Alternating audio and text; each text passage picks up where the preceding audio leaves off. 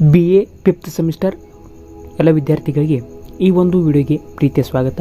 ಇವತ್ತಿನ ಒಂದು ವಿಡಿಯೋದಲ್ಲಿ ನಾವು 5ನೇ ಸೆಮಿಸ್ಟರ್ ಪೊಲಿಟಿಕಲ್ ಸೈನ್ಸ್ ಅಂದರೆ ರಾಜ್ಯಶಾಸ್ತ್ರ DSSC 11ಕ್ಕೆ ಸಂಬಂಧಿಸಿದಂತಹ ಅಧ್ಯಾಯ 1 ಭಾರತದಲ್ಲಿನ ರಾಜಕೀಯ ಸ್ಟೇಟ್ ಪೊಲಿಟಿಕ್ಸ್ ಇನ್ ಇಂಡಿಯಾ ಈ ಅಧ್ಯಾಯಕ್ಕೆ ಸಂಬಂಧಿಸಿದಂತಹ ಪಾರ್ಟ್ 2 ವಿಡಿಯೋ ಇದಾಗಿದೆ. ಈಗಾಗಲೇ ಭಾಗ 1 ವಿಡಿಯೋದಲ್ಲಿ ನಾವು ಈ ಅಧ್ಯಾಯದಲ್ಲಿ ಸಂಬಂಧಿಸಿದಂತಹ 5 ಅಂಕದ ಪ್ರಶ್ನೋತ್ತರಗಳ 2 ಪ್ರಶ್ನೋತ್ತರಗಳನ್ನ ಈಗಾಗಲೇ ನಾವು ಭಾಗ 1 ವಿಡಿಯೋದಲ್ಲಿ ಚರ್ಚೆ ಮಾಡಿದ್ದೀವಿ. ಆ ವಿಡಿಯೋನ ನೋಡಿಲ್ಲ ಅಂದರೆ ತೆಗೆದು ಡಿಸ್ಕ್ರಿಪ್ಷನ್ ಬಾಕ್ಸಲ್ಲಿ ಕೊಟ್ಟಿರ್ತೀನಿ ಅಥವಾ ಚಾನಲಲ್ಲಿ ಇರುತ್ತೆ ಅಂತ ಹೇಳ್ತಾ ಇವತ್ತಿನ ಮತ್ತೆ ಕಂಟಿನ್ಯೂ ಪಾರ್ಟ್ ಆಗಿ ಮತ್ತೊಂದು 5 ಅಂಕದ ಪರೀಕ್ಷೆಯಲ್ಲಿ ಕೇಳಬಹುದಾದ 5 ಅಂಕದ ಪ್ರಶ್ನೋತ್ತರನ ಚರ್ಚೆ ಮಾಡೋಣ. ಹಾಗಾದರೆ ತಡ ಮಾಡಿ ಇವತ್ತಿನ ಕ್ಲಾಸ್ ಸ್ಟಾರ್ಟ್ ಮಾಡೋಣ. ಅದಕ್ಕಿಂತ ಮುಂಚೆ ನೀವೇನಾದರೂ ಫಸ್ಟ್ ಟೈಮ್ ನಮ್ಮ ಯೂಟ್ಯೂಬ್ ಚಾನಲ್ ನೋಡ್ತಾ ಇದ್ದಾರೆ ಚಾನಲ್ಗೆ ತಪ್ಪದೆ ಸಬ್ಸ್ಕ್ರೈಬ್ ಆಗಿ ನೋಟಿಫಿಕೇಶನನ್ನು ಆನ್ ಮಾಡ್ಕೊಳ್ಳಿ ಅಂತ ಹೇಳ್ತಾ ಇವತ್ತಿನ ಕ್ಲಾಸ್ನ ಸ್ಟಾರ್ಟ್ ಮಾಡೋಣ ಬನ್ನಿ. ಪ್ರಶ್ನೆ ನಂಬರ್ 3, ರಾಜಕೀಯದ ಮಹತ್ವವನ್ನು ವಿವರಿಸಿ. ಏನು ರಾಜಕೀಯದ ಮಹತ್ವವನ್ನು ವಿವರಿಸಿ. ಈ ಒಂದು ಪ್ರಶ್ನೆಗೆ ಉತ್ತರವನ್ನು ನೋಡೋದಾದರೆ ಉತ್ತರ ಭಾರತದಲ್ಲಿನ ರಾಜಕೀಯದ ಮಹತ್ವ, importance of state politics in India, ಇದರ ಬಗ್ಗೆ ಉತ್ತರವನ್ನು ನೋಡುತ್ತಾ ಹೋಗೋಣ ಬನ್ನಿ. ರಾಜ್ಯಶಾಸ್ತ್ರದ ಕೇಂದ್ರ ಬಿಂದುವಾದ ರಾಜಕೀಯವು ತನ್ನದೇ ಆದ ಮಹತ್ವವನ್ನು ಪಡೆದಿದೆ.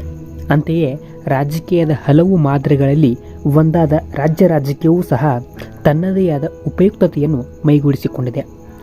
ರಾಜಕೀಯ ಪರಿಕಲ್ಪನೆಯ ಮಹತ್ವಕ್ಕೆ ಕಾರಣವಾದ ಅಂಶಗಳೊಡನೆ ರಾಜಕೀಯವು ಕೆಲ ವಿಶಿಷ್ಟ ಅಂಶಗಳಿಂದ ತನ್ನ ಮಹತ್ವವನ್ನು ಇಮ್ಮಡಿಗೊಳಿಸಿಕೊಂಡಿದೆ.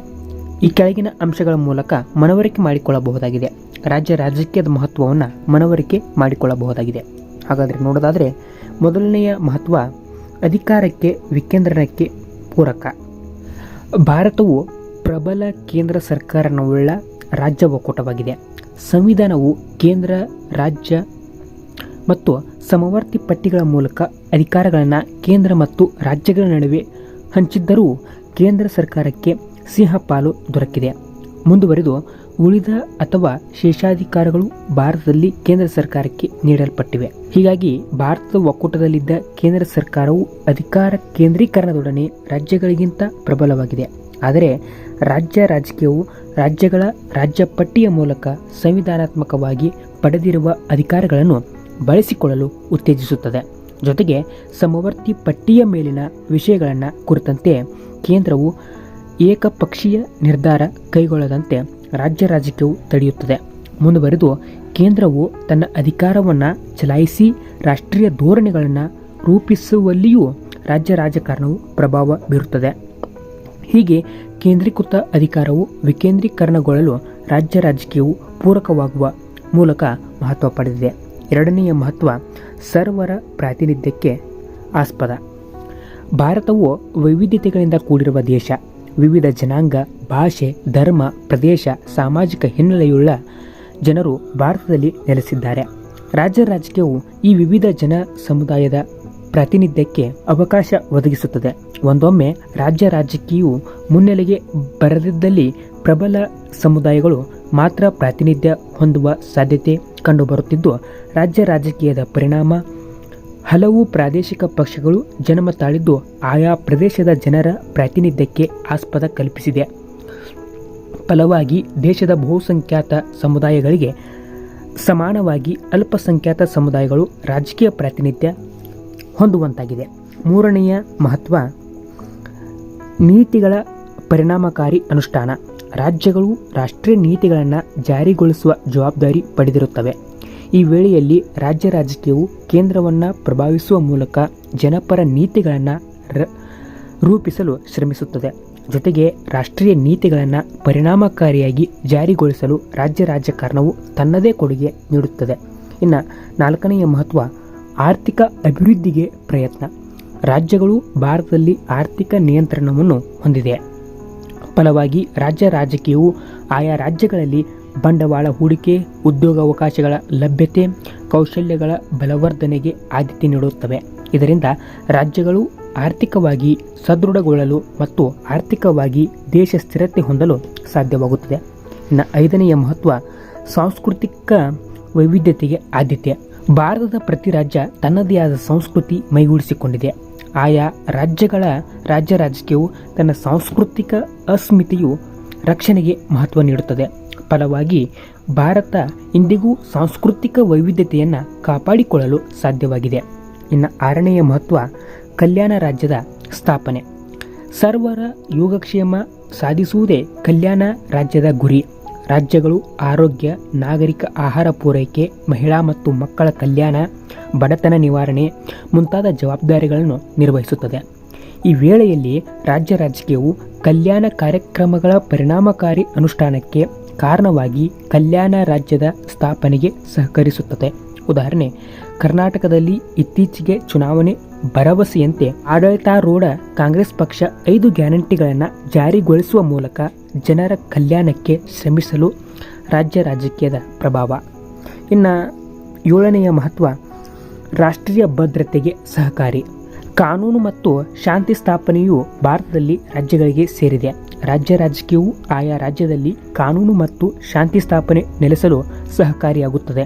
ಎಲ್ಲ ರಾಜ್ಯಗಳಲ್ಲಿ ಸುವ್ಯವಸ್ಥೆ ನೆಲೆಗೊಂಡಾಗ ಸಹಜವಾಗಿ ರಾಷ್ಟ್ರೀಯ ಭದ್ರತೆ ದೇಶದಲ್ಲಿ ಕಂಡುಬರುತ್ತದೆ. 8ನೆಯ ಮಹತ್ವ ಸಂಪನ್ಮೂಲಗಳ ಸುಸ್ಥಿರ ಬಳಕೆ. ಭಾರತ ಒಕ್ಕೂಟದ ಪ್ರತಿ ರಾಜ್ಯ ತನ್ನದೇ ಆದ ನೈಸರ್ಗಿಕ ಸಂಪನ್ಮೂಲಗಳನ್ನು ಪಡೆದಿದೆ. ರಾಜ್ಯ ರಾಜಕೀಯವು ಆಯಾ ರಾಜ್ಯಗಳಲ್ಲಿನ ಸಂಪನ್ಮೂಲಗಳ ಸದ್ಬಳಕೆಗೆ ಸೂಕ್ತ ಮಾರ್ಗದರ್ಶನ ನೀಡುತ್ತದೆ. ರಾಜ್ಯವೊಂದು ಹೊಂದಿರುವ ಖನಿಜ, ಜಲ, ಅರಣ್ಯ ಹಾಗೂ ಇನ್ನಿತರ ಸಂಪನ್ಮೂಲಗಳು ಸುಸ್ಥಿರ ನಿರ್ವಹಣೆಗೆ ರಾಜ್ಯ ರಾಜಕೀಯವು ನೆರವಾಗುವ ಮೂಲಕ ತನ್ನ ಮಹತ್ವವನ್ನು ಇಮ್ಮಡಿಗೊಳಿಸಿಕೊಂಡಿದೆ. 9ನೆಯ ಮಹತ್ವ ಅಂತಾರಾಜ್ಯ ಸಂಬಂಧಗಳ ಸುಧಾರಣೆ.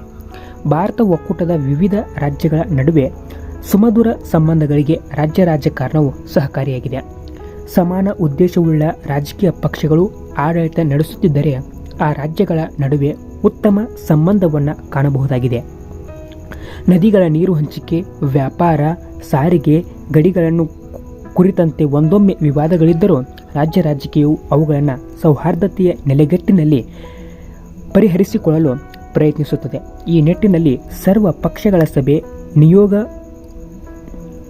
ಕೊಂಡೊಯ್ಯುವಿಕೆ, ಪತ್ರ ವ್ಯವಹಾರ ಮುಂತಾದ ಮಾರ್ಗ ಉಪಾಯದ ಮೂಲಕ ರಾಜ್ಯ ರಾಜಕೀಯವು ಸಂಬಂಧಗಳು ಹಳಸದಂತೆ ನೋಡಿಕೊಳ್ಳುತ್ತವೆ.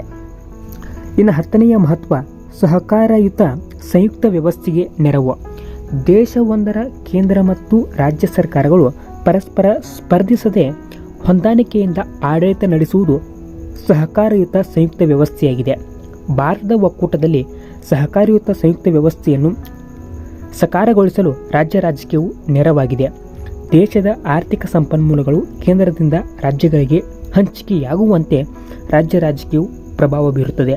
ಜೊತೆಗೆ ಕೇಂದ್ರದ ಮಹತ್ವಾಕಾಂಕ್ಷೆ ಯೋಜನೆಗಳಿಗೆ ಸಹಕರಿಸಿ ದೇಶದ ಅಭಿವೃದ್ಧಿಗೆ ಕಾರಣವಾಗುತ್ತದೆ. ಇದರೊಡನೆ ಕೇಂದ್ರದ ನೀತಿಗಳನ್ನು ಪ್ರಯೋಗಾರ್ಥ ಕೈಗೊಳ್ಳಲು ಸಹಕರಿಸಿ ಅನ್ಯ ರಾಜ್ಯಗಳು ಅದನ್ನು ಅಳವಡಿಸಿಕೊಳ್ಳಲು ರಾಜ್ಯ ರಾಜಕೀಯವು ಆಸ್ಪದ ಒದಗಿಸುತ್ತದೆ. ಈ ಮೂಲಕ ಭಾರತದ ಒಕ್ಕೂಟವು ಸಹಕಾರಯುತ ಸಂಯುಕ್ತ ವ್ಯವಸ್ಥೆಯಾಗಿ ಪರಿವರ್ತನೆಗೊಳ್ಳಲು ರಾಜ್ಯ ರಾಜಕೀಯವು ನೆರವಾಗಿದೆ. ಈ ಮೇಲೆ ಚರ್ಚಿಸಲಾದ ಅಂಶಗಳ ಬೆಳಕಿನಲ್ಲಿ ನಾವು ಭಾರತದಲ್ಲಿನ ರಾಜ್ಯ ರಾಜಕೀಯದ ಮಹತ್ವವನ್ನು ಮನವರಿಕೆ ಮಾಡಿಕೊಳ್ಳಬಹುದಾಗಿದೆ. ಸಮತೋಲಿತ ಅಭಿವೃದ್ಧಿ, ಸರ್ವರ ಪ್ರಾತಿನಿಧ್ಯ, ಸಾರ್ವಜನಿಕ ನೀತಿಗಳ ಸಮರ್ಪಕ ಜಾರಿಗೆ ಭಾರತದಲ್ಲಿ ರಾಜ್ಯ ರಾಜಕೀಯವು ನೆರವಾಗುವ ಮೂಲಕ ತನ್ನ ಮಹತ್ವವನ್ನು ವೃದ್ಧಿಸಿಕೊಂಡಿದೆ. ಭಾರತದ ಸರ್ವಾಂಗೀಣ ಬೆಳವಣಿಗೆಯಲ್ಲಿ ಪ್ರಧಾನ ಪಾತ್ರ ನಿರ್ವಹಿಸುವ ರಾಜ್ಯ ರಾಜಕೀಯವು ದಿನದಿಂದ ದಿನಕ್ಕೆ ತನ್ನ ಪ್ರಾಮುಖ್ಯತೆಯನ್ನು ಹೆಚ್ಚಿಸಿಕೊಳ್ಳುತ್ತಾ ಸಾಗಿರುವುದು ಗಮನಾರ್ಹ ಸಂಗತಿ. ಜೊತೆಗೆ ರಾಜ್ಯ ರಾಜಕೀಯವು ಭಾರತದ ಪ್ರಜಾಪ್ರಭುತ್ವದ ಯಶಸ್ವಿಗೆ ಕಾರಣವಾಗಿದೆಯಲ್ಲದೆ ರಾಷ್ಟ್ರ ರಾಜಕೀಯದಲ್ಲಿ ಪ್ರಭಾವ ಬೀರಿ ರಾಷ್ಟ್ರ ನಿರ್ಮಾಣಕ್ಕೆ ಶ್ರಮಿಸುತ್ತದೆ ಎಂಬುದು ಇಷ್ಟು. ಈ ಅಧ್ಯಾಯಕ್ಕೆ ಸಂಬಂಧಿಸಿದಂತಹ ಪರೀಕ್ಷೆಯಲ್ಲಿ ಕೇಳಬಹುದಾದಂಥ 5 ಅಂಕದ ಪ್ರಶ್ನೋತ್ತರಗಳನ್ನು ಇದೇ ನಿಟ್ಟಿನಲ್ಲಿ ಎರಡೆರಡು ಪ್ರಶ್ನೆಗಳನ್ನ ಜಾಯಿಂಟ್ ಮಾಡಿ 10 ಅಂಕಕ್ಕೆ ಕೇಳುವಂತಹ ನಿರೀಕ್ಷೆಯೂ ಇರುತ್ತೆ ಅಂತ ಹೇಳುತ್ತಾ ಎಲ್ಲ ಪ್ರಶ್ನೆಗಳನ್ನು ಈ ಅಧ್ಯಾಯಕ್ಕೆ ಸಂಬಂಧಪಟ್ಟಿದಂಥ ಎಲ್ಲ ಪ್ರಶ್ನೆಗಳನ್ನ ಪರೀಕ್ಷೆ ದೃಷ್ಟಿಯಲ್ಲಿ ಡಿಸ್ಕಷನ್ ಮಾಡಿದ್ದೀನಿ. ಮತ್ತೆ ಮುಂದಿನ ಅಧ್ಯಾಯಗಳನ್ನ ಮುಂದಿನ ಕ್ಲಾಸ್ನಲ್ಲಿ ತಪ್ಪದೇ ಚರ್ಚೆ ಮಾಡಿರ್ತೀನಿ ಅಂತ ಹೇಳುತ್ತಾ ತಪ್ಪದೆ ಚಾನಲ್ಗೆ ಸಬ್ಸ್ಕ್ರೈಬ್ ಆಗಿ ಮತ್ತೆ ಮುಂದಿನ ವಿಡಿಯೋದಲ್ಲಿ ಭೇಟಿಯಾಗೋಣ. ಅಲ್ಲಿವರೆಗೂ ಎಲ್ಲರಿಗೂ ನಮಸ್ಕಾರ. ಜೈ ಹಿಂದ್, ಜೈ ಕರ್ನಾಟಕ ಮಾತೆ.